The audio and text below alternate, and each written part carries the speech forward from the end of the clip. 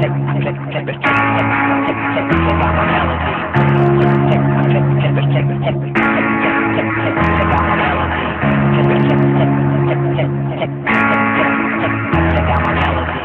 kick is a fundamental strike in Muay Thai.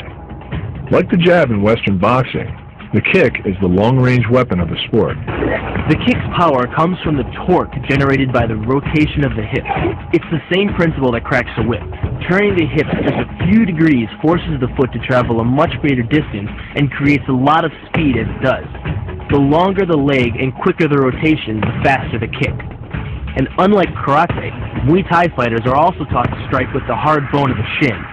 A Muay Thai kick the same force as a baseball bat, enough to crack a rib or a leg. The key to this move is kick speed and kick placement. Powered by the rotation of the hips and the strongest muscles in the body, the quadriceps, at the point of contact, the kick is traveling 25 miles per hour and can impart 550 pounds of force. The wider the foot travels from the center of its axis, the more speed and power it picks up. More than enough to cause a knockout or concussion. Delivered to the neck, it can fracture the cervical vertebrae. Like the Hanuman move, the flying knee relies on the explosive power of the leg. But rather than spread the power of our blow over two fists, it concentrates it into the spear point of the knee and combines it with the force of gravity. It's the equivalent of hitting our opponent in the chest with a sledgehammer. It's not the arms, but the legs that drive our fists. Like a piston, the explosive power of the leg is capable of generating hundreds of pounds of force, all to a very vulnerable area, underside of the opponent's jaw.